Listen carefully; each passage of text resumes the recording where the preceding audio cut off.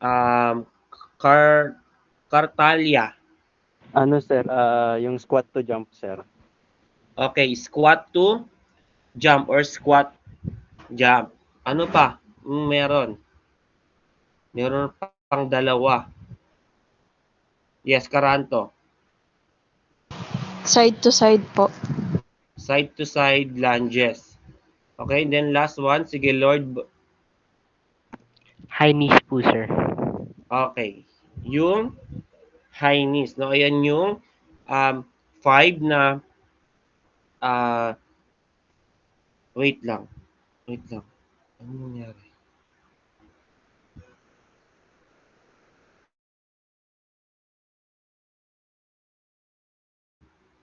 Ayan, okay na, okay na. Ayan, pasensya na sa na-distract. Okay? Ayun yung 5 na uh, high impact exercises natin. Okay? Pero yung high impact na exercises na yon is more on sa cardiovascular siya. Okay? Yung tinarget natin doon sa nung ginawa natin nung midterm is cardiovascular endurance. Okay? Pero ngayon, yung finals natin is magpo-focus tayo on resistance training. Okay? Sa resistance training, uh, gagawin lang natin to para lumakas, pampalakas ng muscles natin. Okay? Papalakasin yung bicep, yung triceps, no? And also, kung kaya natin siyang palakihin o yung muscle mass ng ating muscular system. Okay? Sige, let me share my screen muna.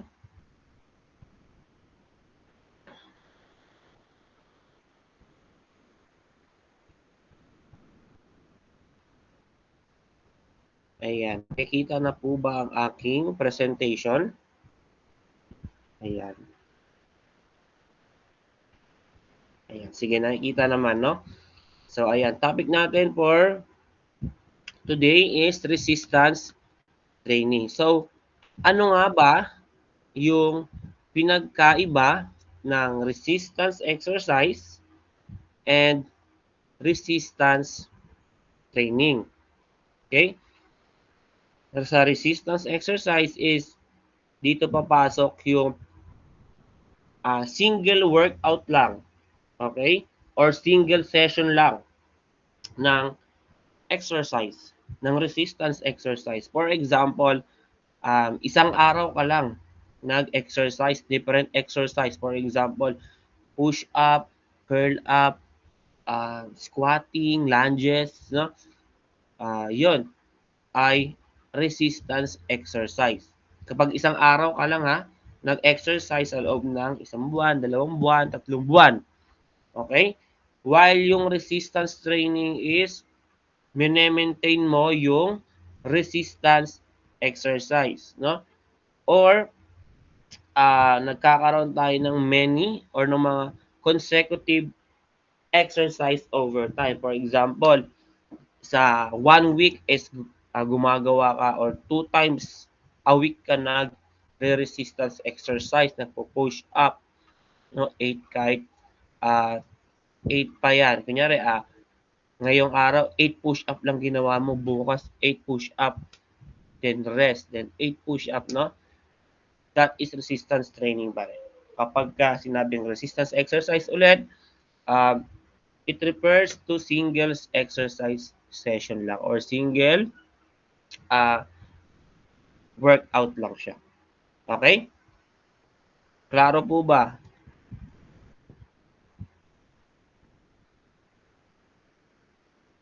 Klaro po ba? Ayan. Sige. Okay, next natin, ayan. Health benefits of resistance training. Ano ba yung mga benefits nito? Ayan. Siyempre, mag-i-improve yung physical activities natin. For example, siyempre, if everyday kang nag-resistance training, no, mas gaganda yung physical activities mo. For example, hindi ka na mahihirapang magmadali, maglakad, hindi ka na mahihirapan sumakay ng jeep if nahihirapan kang humakbang doon sa steps no jeep, hindi ka na mahihirapan magbuhat na mabibigat, no? Kapag ka ikaw ay laging nag-resistance training, hindi ka na magtatawag ng kasama para buhatin yung bagay na yan. Okay? Dahil nga lumalakas yung pangangatawan mo or lumalakas yung muscle mo. Okay? Injury prevention, same lang din. Pagka lumalakas yung muscles natin, mas less, no? Na tayo ay magka-injury dahil mas contract or mas compact na yung muscles natin kapag tayo ay nagre-resistance training. Kapag di naman tayo nagre-resistance training, then bigla kang nag-basketball, nag-volleyball, naglaro agad, tumakbo na mabilis, possible agad, no? 60%, 70% chance agad na magkaroon ka ng injury. For example, ng injury is pamamaga ng muscles, no? Hindi man siya paga sa labas, pero masakit siya. No? Ganun yung mga injuries na pwede natin makuha. And ang malala dyan is kapag muscle tear or napunit yung ating muscles. So, mahalaga yan. Mahalaga ang resistance training sa ating pangangatawan. No? Next natin, improve body composition. Yung body composition is yung BMI o yung body mass index natin. Kung normal ka ba, overweight ka, or underweight ka, no? Mag-i-improve yung body composition natin. If ever na normal ka na, no?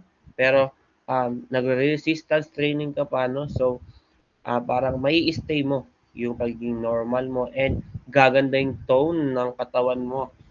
No? And kapag overweight ka naman, syempre, maglulus ka ng weight, no? Dahil nga ikaw ay nag-resistance training, tatanggal mo rin yung mga fats mo sa katawan.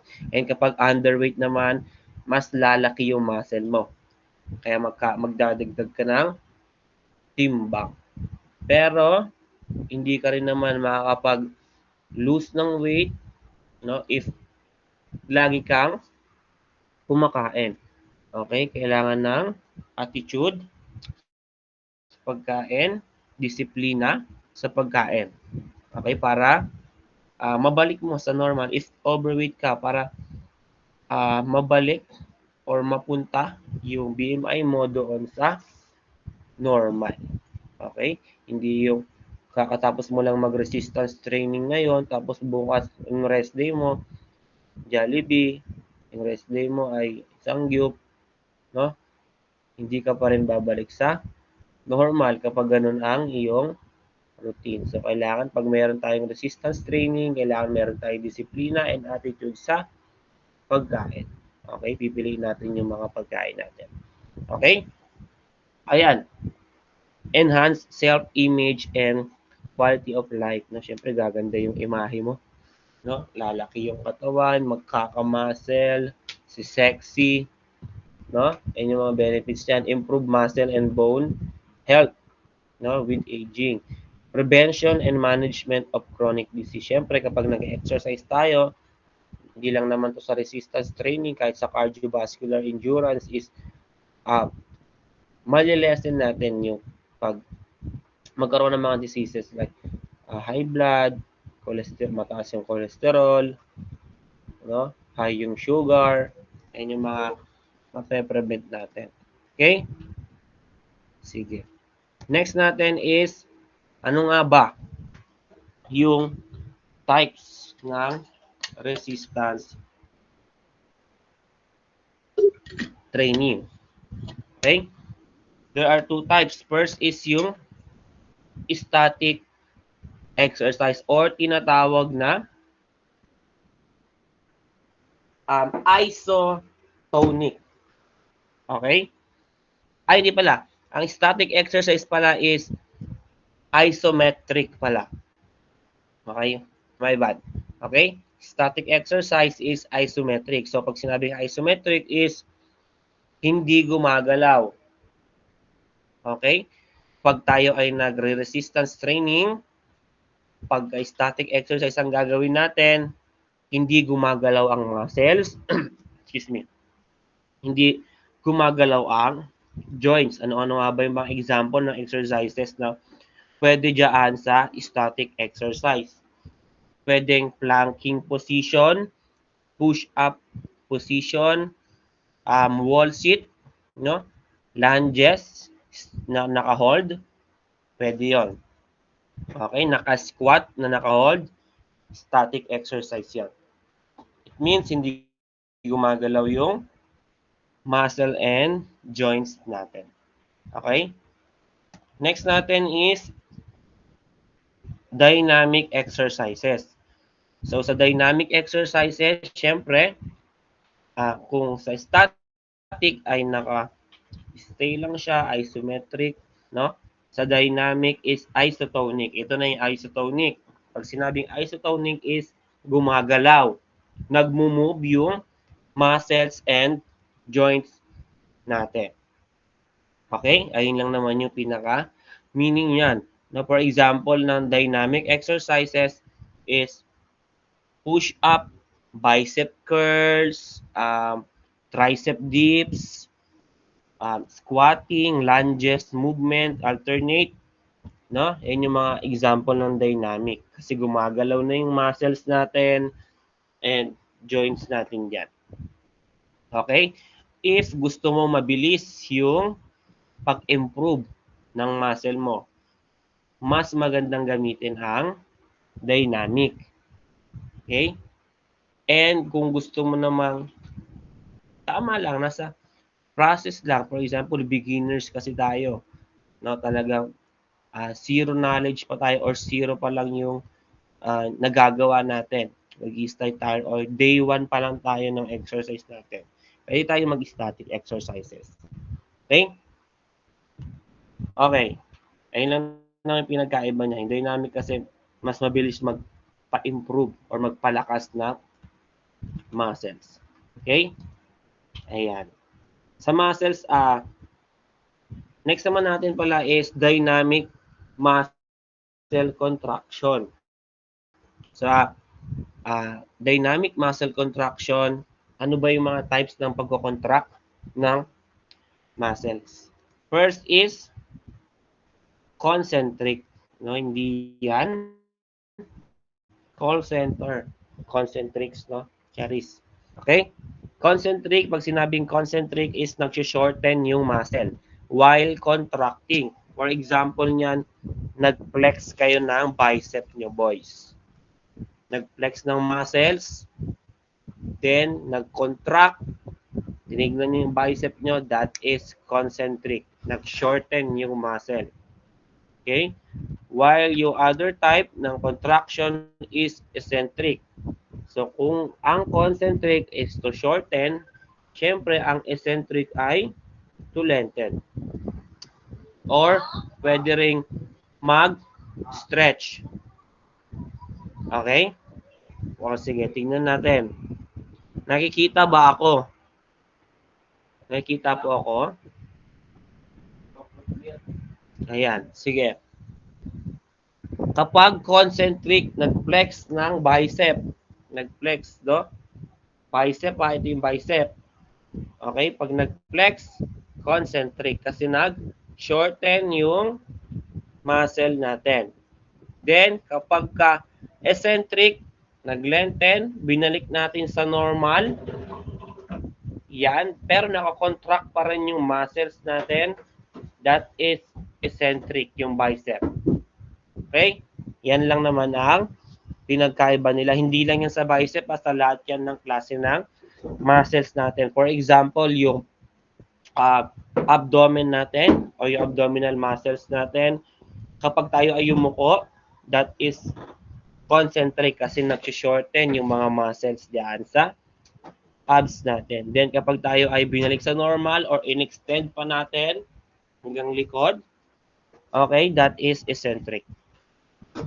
Okay? Ayun lang naman po yung difference nung dalawa. Okay? Next natin, example of resistance training. Ano ba yung mga ginagamit na equipment sa resistance training? No? Number 1 is ayan. No? Siyempre, alam na yun ng karamihan, the dumbbells, barbell, kettlebell, jumping rope, no? Yan yung tinatawag na free weights, no? Pinaka basic mga ginagamit, no? Ng mga tao sa resistance training. Okay? Pangalawa is kettlebell, no? Sa kettlebell, hindi pala siya kettlebell, medicine ball pala. Okay, sa medicine ball, pwede siya sa core, pwede rin sa arms. No, may timbang yan na 5 kilos to 10 kilos, no? Yan yung mga ano niya, timbang niya. Second one is, ayan, sand bag. Sa sandbag, pounds yung timbang dito. 6 pounds, 12 pounds, 18 pounds, 20 pounds. No, yan yun. Ang laman niyan is, syempre sandbag na, syempre, sand, buhangin. No, pwede siyang alternate sa barbell, pwede siyang alternate sa dumbbell. Okay? Then, next natin is, ayan, yung mga weight machines. No? Ano ba yung mga, yung weight machines. For example, yung sa gym, sa mga gym, no? Mga nakikita nyo sa gym, no? Mas safe kasi nakasupport na agad, may nakasupport na agad sa'yo dahil nga machine siya, no? And mas convenient sa atin. Okay? Then next natin, itong nasa left side, ayan, tinatawag yan na resistance band. Sa resistance band, gawa yan sa goma. Okay, pwede natin yung alternate o alternative doon sa dumbbells, barbell din, no?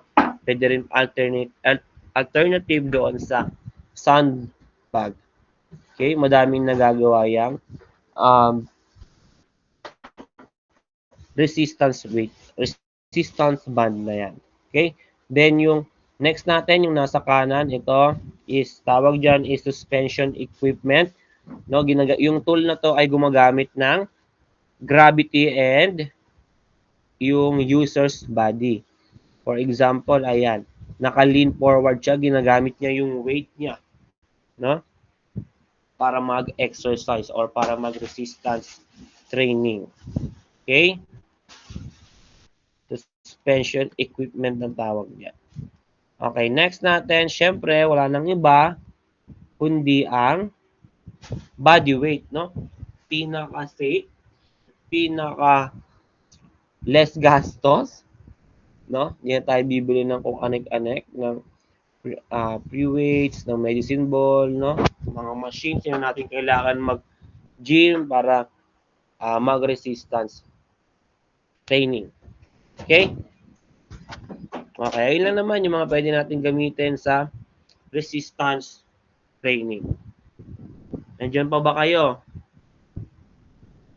Everyone, pa-heart naman Opo, dyan. sir. Ay, heart pala. Okay, active talaga na si Gian, no? Very good ka talaga sa akin. Okay? Next natin is resistance training workout components. Siyempre, hindi mawawala ang warm up, no? Warm up is to prepare our body para sa paparating na workout. Okay? Mag-warm up tayo to lessen the injuries na matatanggap ng muscles natin. Okay? Nag-warm up tayo para maayos yung blood flow ng katawan natin and maayos yung pagpasok ng oxygen sa katawan natin and maayos yung heart rate natin. Okay? Next na component is choosing equipment. Ano ba yung mga gagamitin mo na equipment? Siyempre, yung una is yung pre-weights, no? Sa pre-weights, yung advantage kasi nito, yung mga dumbbells, diba? Dumbbells, barbell. Advantage kasi nito is pwede tayong gumalaw ng dynamic movements. Okay, magkaiba yung dynamic movements sa dynamic exercise ha. Yung dynamic exercise sa resistance is yung paggalaw ng muscles and joints. While yung dynamic movements is pupunta tayo sa point A to point B, di ba? Gumagalaw tayo. For example, niyan is running, hopping, ano pa ba? Lateral shuffle. Yan yung dynamic movements. Pero pag dynamic exercise, sa resistance training is movement of muscle and joints. Okay, again, yung advantage lang ng free weights is kaya natin mag-dynamic movements. Okay? Then, disadvantage naman na itong free weights is hindi siya safe dahil baka malaglagan tayo ng mga dumbbells, no, barbell, no. Then kailangan ng kasama. Siyempre kapag magba-barbell ka, kailangan may spotter ka, kailangan may partner ka para ma-check niya kung kaya mo pa ba kasi kung hindi mo na kaya, hindi mo na maiangat yung barbell, tegok ka. Okay? Then syempre, next natin is ayan, exercise machine. No, sabi ko nga kanina, yung advantage ng exercise machines is mas safe siya, mas convenient, hindi mo na kailangan ng partner, no? Kaya mo nang mag-solo, no? And dito naman is parang advantage nito is yung static naman. Kung sa pre-weights is kaya mo um, mag dynamic movements, dito naman sa exercise machine is kailangan mo mas maganda dito mag-static movements. Okay? Pero yung resistance training na static and dynamic exercise is pasok naman yan dyan sa dalawa. Okay? Disadvantage nito, ayun lang, yung hindi siya makakapag dynamic movements. Okay? Okay, sige. Next natin, syempre, yung body weights, no? Malamang, maraming pipili dyan ng body weight para wala nang iisipin, no? Less stress sa inyo. Okay? Pero again, pag body weight lang is slow progress lang siya. Ay hindi siya ganun kabilis kapag meron kang mga equipment talaga na free weights and exercise machines. Okay? Next component natin, exercise choice. Sa exercise choice, depende yan sa inyo. Pero kailangan meron kayong 8 to 10 exercises para ma-complete nyo yung 1-day workout. Okay? Depende yan sa inyo kung mag-push up kayo, sit up kayo. Basta 10 different exercises to get a complete workout. Okay? Next natin, exercise order. Sa exercise order, kailangan dito mauna yung mga malalaking muscles.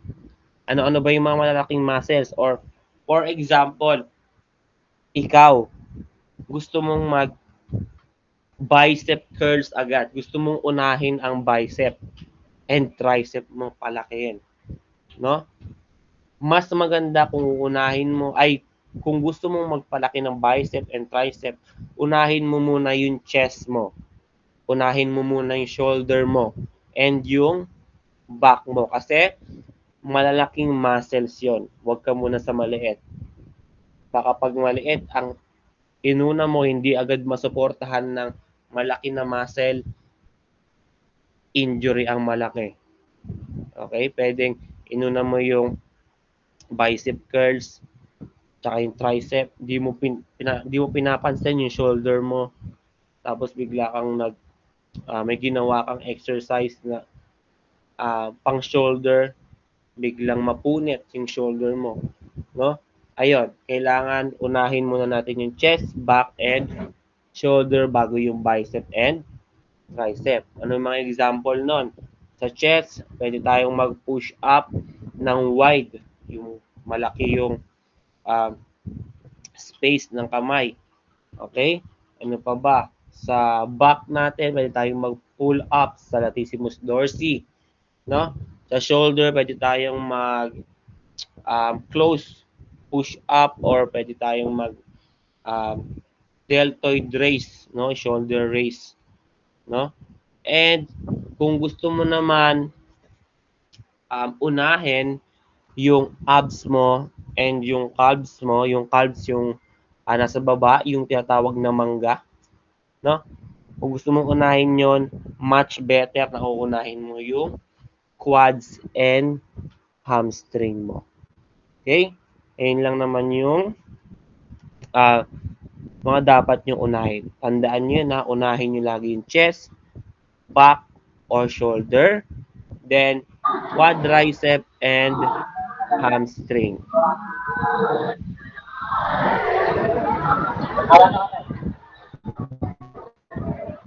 Ayan, no? Napindot yata ni Alarcon. Okay lang yan. Okay? Next na component natin is resistance. Kung gaano ba kabigat yung gagamitin mo na equipment. Okay? Kung ano lang naman dapat kung ano lang yung kaya mo sa una. For example, lang kaya mo lang 3 kilos, no? Hindi porket ay nasa bahay nyo is 20 kilos na dumbbell ayun agad yung susubukan mo. Di ba? Kasi no choice na sir eh. Ito lang ang meron eh. Pwede naman tayong gumawa ng alternative. For example, wala kang dumbbell, gusto mo talaga mag-dumbbell. Hanap ka lang ng 1 liter na bote, lagyan mo ng tubig, pwede na yon. Okay? Kung hindi naman talaga kaya, pwede namang body weights. Di ba? Kailangan mag-start lagi tayo sa mababa. Okay? Next na component natin is repetition and sets. Sa repetition and sets, kailangan 1 to 3 sets lang. Okay? Para sa ating mga baguhan sa novice and intermediate. Okay? 1 to 3, 1 to 3 sets lang per exercise. For example, yung exercise mo is planking ng 10 seconds. Second set mo, 10 seconds ulit. Third set mo, 10 seconds ulit. Okay din. Pero kung hindi mo kaya, yung 10 seconds, mas maganda kung 1 set ka lang muna. Okay? Hanggang sa matapos mo yung 10 seconds, then ibang exercise naman. Okay? Sa repetition naman, 8 to 12 repetition. Okay? Kunyari sa first set mo, yung push-up mo is 10 lang, okay na yun. Okay? Tapos, kapag gusto mo naman dagdagan ng sets, 8, 10, 12, okay, pwede yun. 8 sa first set, 10 sa second, 12 sa third set. Okay? Again, yung repetition is 8 to 12 repetition lang and 1 to 3 sets lang per exercise. Okay? Then, yung rest period natin, kailangan 1 to 2 minutes. No? Kunyari, push up ka, tapos ka na 8, natapos mo na yung 8 proper push up. Okay? Then, pahinga ka ng 2 minutes or 3 minutes. Tsaka ka pumunta sa second na exercise. Okay? Next natin, cool down, syempre.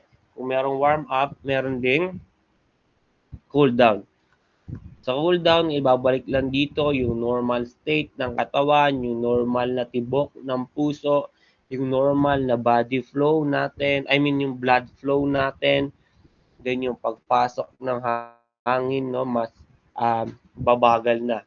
Babalik lang talaga siya sa normal state. Ano ba yung mga pwedeng gawin sa cool down? Stretching, low impact exercises, pwede rin. Okay? Then next natin na components ay overtraining. So overtraining, yung mga pumapasok lang dito is yung mga bida-bida. No? For example, di ba sabi ko, 1 to 3 sets lang per exercises. Ginawa niyang 10 sets. Tapos, ang repetition niya pa is 20. That is overtraining. Okay? Yung result niyan or magiging resulta niyan is hindi ka na mag-i-improve. Hindi lalakas yung muscle mo, hindi magkakaroon. I mean, hindi lalaki. Kasi nga, overtraining ka na eh. Napatig na. Patig na yung muscle mo, over-fatigue, mamamaga na siya, no? Ayun yung mga result niyan, no? Magdi-decrease yung performance mo day by day. For example, ngayong araw, ginawa mo nga yung 10 set, then 10 set, tapos 20 repetition. Bukas, nagpahinga ka, tapos Wednesday, gagawin mo ulit yon. Makikita nyo yung result doon, hindi mo siya kayang gawin ng Wednesday na yon, ng pangalawang beses. Kasi nga, overtraining ka na, overfatigue na yung katawan mo. Okay, namamaga na siya, masakit na siya, mahirap nang igalaw. Then, kailangan nun ng rest. Okay, magdadagdag kayo ng rest doon para gumaling or para mag-recover yung muscle niya. Okay? Next natin is frequency of exercise. Sa frequency of exercise ay, sabi ko nga kanina, 2 days a week or 3 days a week. For example, day 1, exercise. Day 2 or Tuesday, rest day. Then, Wednesday ay workout ulit. Then, fourth day or Thursday ay rest day. Then, Friday ay exercise na naman. Then, Sabado, Linggo, pahinga na. Okay? Pwede yon sa frequency of exercise. O kaya pag mga intermediate, I mean yung mga kailangan ng atleta, kailangan nila is 4 to 6 days a week. No? Sa mga atleta to yung mga talagang lumalaban ng, for example, volleyball, basketball, lumalaban sa, ang dala nila is yung buong city nila. For example, dala nyo is Manila, volleyball kayo, nag NCR, National Capital Region na laban, no? Ang kailangan nila is 4 to 6 days a week magre-resistance training. Pero di na natin yon papakialaman. Dito lang tayo sa beginner. Okay? Kailangan lang 2 to 3 days a week lang yung exercise natin. Okay? Okay. Sige, tapos na yung components. So, dito naman tayo sa weight training exercises. So, weight training exercises, ano nga ba yung mga pwede nating gawin na exercise na yung mga friendly beginners? No? Okay, number 1, syempre is bench press.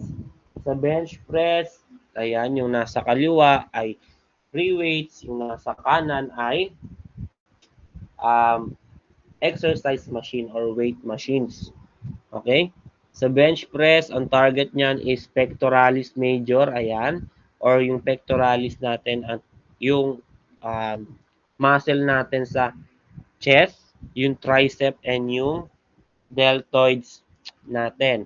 Yung deltoids po ay yung muscle sa shoulder natin, sa gilid. Okay? Next na exercise na pwedeng gawin ay shoulder press. No? Trapezius ang target na muscle and Ang trapezius po is yung nasa taas ng shoulder. Kung yung deltoid is yung nasa gilid, then yung trapezius ay nasa taas. Okay? Then yung ating tricep pa din. Okay? Meron naman tayong mga alternative na pwedeng gawin kapag wala tayong free weights or barbell, wala tayong weight machine, hindi natin kayang pumunta ng gym, no? Meron tayong mga alternative na gagawin dyan. Okay, next natin is pull-ups. Sa pull-ups, ayan, sabi ko nga kanina, ang nag-i-improve dyan or yung nade-develop na muscle is yung likod natin, yung back muscles natin or tinatawag na latissimus dorsi. Okay, yung latissimus dorsi is yun nandito siya. Okay? Then, syempre, yung ating bicep. No? Yun yung mga nade-develop na muscles ng pull-ups. Okay, next natin is ayan, lateral raise or yung deltoid raise na sinabi ko kanina. Okay? Dito naman sa lateral raise, more on sa deltoid siya. Diba? Shoulder lang talaga yung tama niyan. Okay? Then next natin, bicep curls, no? Kaya nga bicep curls dahil para sa bicep natin. Okay? And then, meron pang isang muscle na natamaan dyan sa bicep curls which is yung brachialis. Yung brachialis po, if nakikita nyo yung aking mouse, ito po ang brachialis. Nakikita po ba yung mouse? Everyone, ayan. Active si Nikki, no? Siya ang una palagi nag-heart. No, again, ang brachialis is nandito po sa dyan banda sa arms na yan. Okay? Next natin, syempre, walang iba kundi ang squats. Sa squats naman, pwede na natin siyang hindi lagyan ng barbell or pampabigat. Pwede nang yung body weights na lang natin. Okay? Sa squats na to is ang target niyan is yung gluteus maximus. Yung gluteus maximus po ay yung muscle po natin sa puwet. Okay? Then, ang target niyan is yung hamstring. Ayan, yung nandito. Then, ay dito para sa likod ng legs natin. Then, yung sa likod ng legs ulit natin yung ito. Ay, saan yun? Ito pala, ito. Ang gastrocnemius na tinatawag. Okay? Gastrocnemius or calves. Okay? Then, next natin is yung heel raises. Sa heel raises, kailangan uneven yung tinatapakan natin. Is mas mataas yung nasa tip. Ayan, kung napapansin nyo naman dito. No? Pwede na rin natin tong wag lagyan ng free weights and wag lagyan ng o hindi gumamit ng exercise machines. Okay? Then, tataas lang natin yung ating heel. Ganyan. Parang titingkayad lang tayo din, babalik lang natin siya. Okay, yun lang naman yung heel raises. No? Target niyan, ayan, gastrocnemius. Ito yung gastrocnemius. Yan. Ayan po siya. Okay?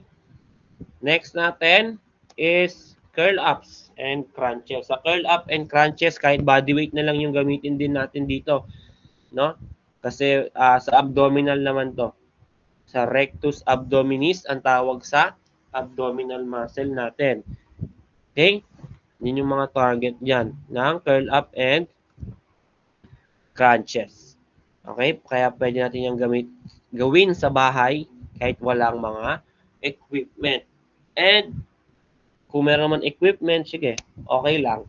Kasi mas mabilis nga yung ang pag-improve doon.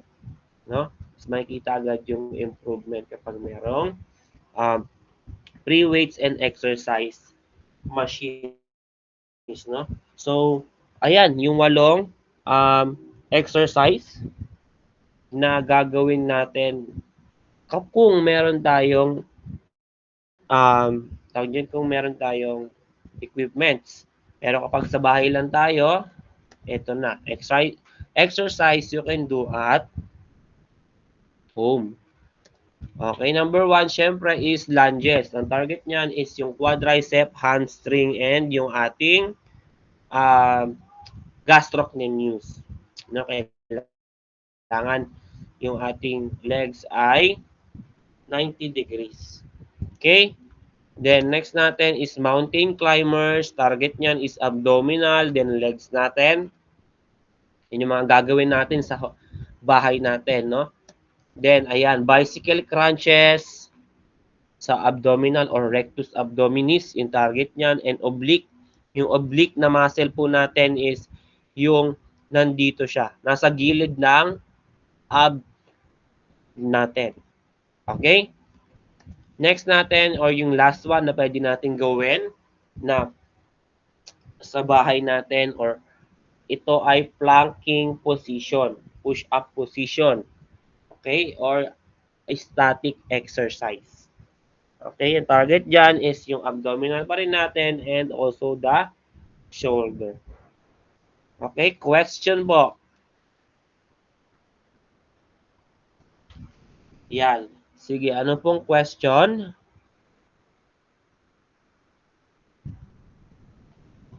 Wala nang question? Sige. Kung walang question, what is the difference? Or sige, ano muna yung 2 types ng resistance exercises?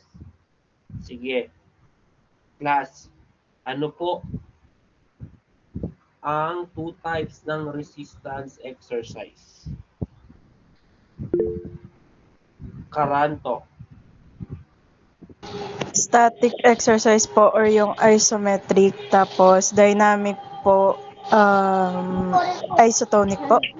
Okay. Thank you, Karanto. No? Yung 2 types ng resistance training is yung isometric and yung isotonic or static exercises and dynamic exercises. So, what is the difference between the two? Sige, sino? Class, nandiyan ba kayo? Buhay pa ba? Yes, Nikki.